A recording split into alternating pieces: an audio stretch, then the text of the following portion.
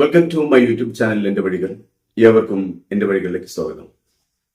ഇനിയും എൻ്റെ channel subscribe ചെയ്യാത്തവർ സബ്സ്ക്രൈബ് ചെയ്യുക, എൻ്റെ വീഡിയോ ഇഷ്ടമായി ലൈക്ക് ചെയ്യുക, തുടർന്നും എൻ്റെ വീഡിയോകൾ ലഭിക്കുന്നതിന് വേണ്ടി ബെല്ലൈക്കൺ അമർത്തുക. കുറച്ചു കാലം മുമ്പ് വരെ ഹജ്ജും ഉംറയും ഒക്കെ ഒരു ടൂർ പാക്കേജ് ആയിരുന്നു. ട്രാവൽസുകൾക്കും മറ്റും മാത്രമല്ല, ഹജ്ജ് യാത്രികരെ കൊണ്ടുപോകാൻ തിടുക്കം കാണിക്കുന്ന പല അമീർമാർക്കും വലിയ വരുമാനത്തിന്റെ മാർഗം കൂടിയായിരുന്നു ഹജ്ജ്. ഇന്നും ടൂർ പാക്കേജുകൾ സ്വർഗവാതിൽ തുറന്നു വെച്ചുകൊണ്ട് മനുഷ്യനെ സ്വാഗതം ചെയ്യുന്നുണ്ടെങ്കിലും അതിലും വലിയ ദുരാഗ്രഹികൾ അള്ളാഹുവിന്റെ വഴികളിൽ കാത്തു നിൽക്കുന്നുണ്ട്.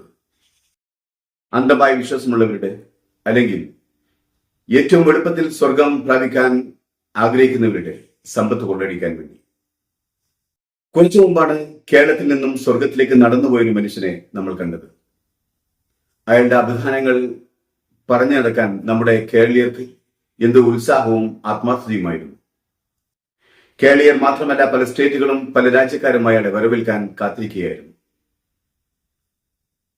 അങ്ങനെ യൂട്യൂബ് ബാജിയായ ആ മനുഷ്യൻ കോടികൾ സമ്പാദിച്ചു. ഇന്നും പലയിടത്തും പല രൂപത്തിലും തട്ടിപ്പുകൾ നടത്തി സമ്പാദിച്ചുകൊണ്ടിരിക്കുന്നു. എന്റെ ഈ വീഡിയോക്ക് കാരണവും അതുപോലെയുള്ള ഒരു ഹജ്ജുകാരന്റെ റീൽസ് ആണ്. ആദ്യം ഈ സ്വർഗതുല്യനായ മനുഷ്യനെയും അദ്ദേഹത്തിന്റെ കണ്ണീരിൽ കുതിർന്ന പ്രാർത്ഥനയും കണ്ട് നമുക്ക് തിരിച്ചു വരാം. പരിശുദ്ധമായ മക്കത്താണ്. അൽഹംദുലില്ലാഹ്, നല്ല മഴ ഇവിടെ പെയ്യുന്നുണ്ട്. മാഷാ അല്ലാഹ്, അള്ളാഹു ഇജാബത്തുള്ള സമയമാണ്, മഴ പെയ്യുന്ന സമയം. അള്ളാഹുവെ, ഞങ്ങൾ ചെയ്യുന്ന ദുആയ്ക്ക് നീ ഇജാബത്ത് നൽകണേ അല്ലാ. പരിശുദ്ധമായ മക്കത്ത് വെച്ച് ചോദിക്കുകയാണ്, ഞങ്ങളുടെ വിഷമങ്ങൾ, പ്രയാസങ്ങൾ, സങ്കടങ്ങൾ, ദുഃഖങ്ങൾ നീ മാറ്റിത്തരണേ അല്ലാ. ഞങ്ങളുടെ ദുആയ്ക്ക് നീ ഇജാബത്ത് തരണേ അല്ലാ. ഞങ്ങളുടെ മജ്ലിസ് കാണുന്നവർ, ഞങ്ങളെ സ്നേഹിക്കുന്നവർ, ഞങ്ങളോട് ദുആ കൊണ്ട് വസിയത്ത് ചെയ്തവർ എല്ലാവരുടെ ഹലാലായ മുറാദുകളും ഈ പുണ്യമാക്കപ്പെട്ട സ്ഥലത്ത് റബ്ബേ പെയ്തുകൊണ്ടിരിക്കുന്ന ഈ മഴയുടെയൊക്കെ ബർക്കത്ത് കൊണ്ട് ഇജാബത്ത് നൽകണേ അല്ലാ.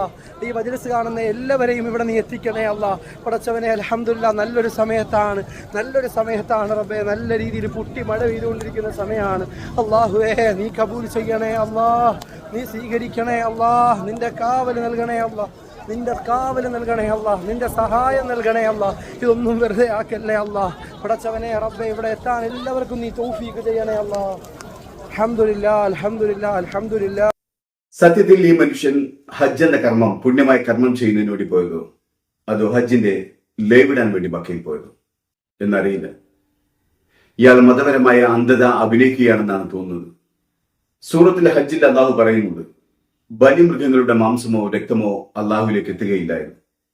അള്ളാഹുവിലേക്ക് എത്തുന്നത് നിങ്ങൾക്ക് ദൈവത്തിലുള്ള ഭക്തി മാത്രമാണ്. അതിനർത്ഥം ബാഹ്യമായി നിങ്ങൾ ചെയ്യുന്ന ഒരു പ്രവൃത്തിയും അള്ളാഹുവിലേക്ക് എത്തുകയില്ല. നിങ്ങൾ അള്ളാഹുവിന്റെ പ്രീതിക്ക് വേണ്ടിയല്ല അത് ചെയ്യുന്നതെങ്കിൽ. അള്ളാഹുവിന്റെ മാർഗത്തിൽ നിങ്ങൾ ഒരു കർമ്മം ചെയ്യുമ്പോൾ ആ കർമ്മത്തിനും നിങ്ങൾക്കുമിടയിൽ അള്ളാഹു മാത്രം മതി എന്നതാണ് സാരം. അള്ളാഹു നിങ്ങൾ എന്ത് ചെയ്യുന്നു എന്നതിലേക്കല്ല നോക്കുന്നത്. നിങ്ങൾ ഒരു കർമ്മം ചെയ്യുമ്പോൾ നിങ്ങളുടെ മനസ്സിൽ നിങ്ങൾ എന്ത് കരുതുന്നു എന്നതിലേക്കാണ്. ഇവിടെ ഉസ്താദ് എത്ര ലക്ഷം രൂപ ചെലവഴിച്ചിട്ടാണ് ഹജ്ജിന് പോയിട്ടുണ്ടാവുക? ഏറ്റവും ചുരുങ്ങിയത് 7-8 ലക്ഷം രൂപ ചെലവാക്കി കാണും. എന്നിട്ട് എന്തിനാണ് വന്നിരിക്കുന്നത്? അയാൾക്കൊരു യൂട്യൂബ് ചാനലുണ്ട്. ആ ചാനലിൽ ലൈവ് ഇടാൻ. അദ്ദേഹത്തിന്റെ നൂറെ മദീന എന്ന ചാനലിൽ ലൈവ് ഇടുന്നതിന് വേണ്ടി മാത്രമാണ് അദ്ദേഹം ഹജ്ജിന് പോയത്. അത് നമുക്ക് ഈ വീഡിയോ കൊണ്ട് തന്നെ മനസ്സിലാകും. എന്തിനായിരിക്കും ഈ ഉസ്താദ് ഇത്രയും പണം ചെലവാക്കി മക്കത്ത് ചെന്ന് അദ്ദേഹത്തിന്റെ യൂട്യൂബിൽ ലൈവ് ഇടുന്നത്?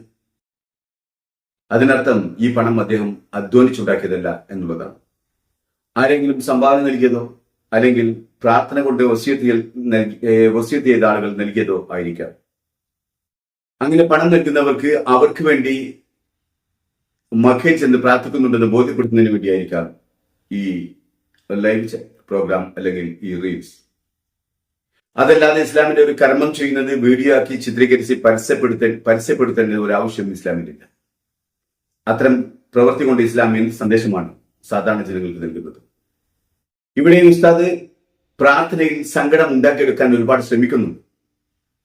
പ്രാർത്ഥനയിൽ ചുറ്റുപാടും വീക്ഷിക്കുന്നുണ്ട്. ഇടയ്ക്ക് മറ്റു ഹാജിമാരെയും കാണിക്കുന്നുണ്ട്. ഇനി ഇയാൾ മക്കത്ത് പോയതാണോ അതോ ഗ്രീൻ സ്ക്രീൻ വെച്ച് ക്രോമ ചെയ്ത് മക്കയിൽ എത്തിയതാണോ എന്നറിയില്ല. എന്തായാലും ഇത്രയും പണം ചെലവഴിച്ച് മക്കയിലേക്ക് ലൈവിടാൻ പോകേണ്ട ഒരു കാര്യവുമില്ല. ഇതിലും നല്ലത് ക്രോമയിലൂടെ മക്കത്തെത്തുന്നതായിരുന്നു. ഇസ്ലാം എന്താണെന്നോ ഇസ്ലാമിന്റെ കർമ്മങ്ങൾ എങ്ങനെയാണെന്നോ പഠിക്കാത്ത ഒരു പറ്റം ജാഹിലുകളാണ് ഇന്ന് മുസ്ലിം സമുദായത്തിലുള്ളത്.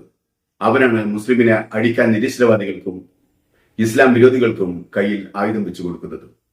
ഒരു കൂട്ടം പുരോഗമന മുസ്ലിം ജനവിഭാഗം ഹജ്ജിനും ഉംറ നിർവഹിക്കുന്നതിനും മക്കയിലെത്തും. അവിടെ എത്തിയാൽ ആദ്യത്തെ കർമ്മം ഇഹ്റാം കെട്ടി സെൽഫി എടുത്ത് ഇൻസ്റ്റയിലും ഫേസ്ബുക്കിലും പോസ്റ്റുക എന്നതാണ്. മറ്റുള്ളവരെ കാണിക്കാനാണ് നിങ്ങൾ ഈ കർമ്മം ചെയ്യുന്നതെങ്കിൽ ദൈവം നിങ്ങൾക്ക് എന്ത് പ്രതിഫലം നൽകാനാണ്? സെൽഫി എടുക്കുക, ജനങ്ങളെ കാണിക്കുക എന്ന ലക്ഷ്യം നിങ്ങൾ ഇവിടെ തന്നെ നിർവഹിച്ചു കഴിഞ്ഞു. അതിനുള്ള പ്രതിഫലവും നിങ്ങൾക്ക് കിട്ടിക്കഴിഞ്ഞു. പിന്നെ ദൈവത്തിന്റെ പ്രതിഫലം എന്തിനു വേണ്ടിയാണ്? ഈ ഉസ്താദ് തന്നെ അദ്ദേഹത്തിന്റെ മറ്റൊരു വീഡിയോയിൽ പറയുന്നുണ്ട്, നിങ്ങൾ 10 പ്രാവശ്യം ഇഖ്ലാസ് സൂറത്ത് ഓതിയാൽ നിങ്ങൾക്ക് സ്വർഗത്തിൽ ഒരു കൊട്ടാരം ലഭിക്കുമെന്നും 20 പ്രാവശ്യം ഓതിയാൽ 2 കൊട്ടാരം ലഭിക്കുമെന്നും 30 പ്രാവശ്യം ഓതിയാൽ 3 കൊട്ടാരം ലഭിക്കുമെന്നും പറയുന്നുണ്ട്. അങ്ങനെയാണെങ്കിൽ ഒരു 500 പ്രാവശ്യം ഓതിയാൽ ആൾക്ക് എത്ര കൊട്ടാരം ലഭിക്കുമായിരിക്കും സ്വർഗത്തിൽ? ഇങ്ങനെ സ്വർഗത്തിൽ കൊട്ടാരം ലഭിക്കുന്നവരെന്തിനാണ് ഈ കോടിക്കണക്കിന് ലക്ഷക്കണക്കിന് രൂപ ചെലവാക്കി മക്കത്ത് കഷ്ടപ്പെട്ട് ഹജ്ജിന് പോയി ഹജ്ജ് ചെയ്യുന്നത്? പിന്നെ കൊട്ടാരം അതുകൊണ്ടും തൃപ്തിയാവുന്നില്ലെങ്കിൽ ദുഹാ നമസ്കാരം സ്ഥിരമായി നമസ്കരിക്കുന്നവർക്ക് സ്വർഗത്തിൽ സ്വർണത്തിലെ കൊട്ടാരവും ലഭിക്കും. എന്തിനാണ് സ്വർഗത്തിൽ ഇത്രയധികം കൊട്ടാരങ്ങൾ ഒരു വ്യക്തിക്ക്? എന്തിനാണ് സ്വർഗത്തിൽ സ്വർണത്തിന്റെ കൊട്ടാരം ഒരു വ്യക്തി? സ്വർഗത്തിൽ നമ്മൾ റിയൽ എസ്റ്റേറ്റ് ബിസിനസ്സിനാണ് പോകുന്നത്. അല്ല കൂട്ടരെ, ഇങ്ങനെയൊക്കെ സ്വർഗത്തിൽ കൊട്ടാരം കിട്ടുമെങ്കിൽ പിന്നെ എന്തിനാണ് ഇത്രയും പണം ചെലവഴിച്ച് നമ്മൾ ഹജ്ജിന് പോകുന്നത്? നാം ചെയ്യുന്ന കർമ്മങ്ങൾ അള്ളാഹും നമ്മൾ മാത്രം അറിയേണ്ടതാണ്.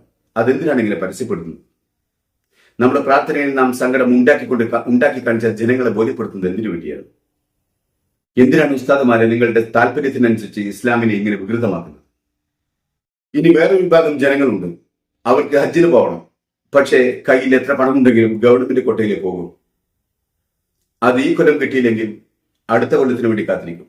അടുത്ത കൊല്ലം കിട്ടിയില്ലെങ്കിലോ അതിനടുത്ത കൊല്ലത്തിലേക്ക് വേണ്ടി കാത്തിരിക്കും. അടുത്ത കൊല്ലവും കിട്ടിയില്ലെങ്കിൽ അതിനടുത്ത കൊല്ലത്തിലേക്ക് വേണ്ടി കാത്തിരിക്കും. ഈ കൊല്ലം തന്നെ നമ്മൾ പൂർത്തിയാക്കുമോ എന്നറിയില്ല നമുക്കാർക്കും.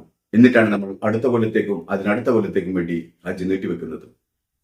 ഇസ്ലാം കൽപ്പിക്കുന്നത് സമ്പത്തും ആരോഗ്യവുമുള്ള ഒരു മനുഷ്യൻ ജീവിതത്തിൽ ഒരിക്കലെങ്കിലും ഹജ്ജിന് പോകണമെന്നാണ്.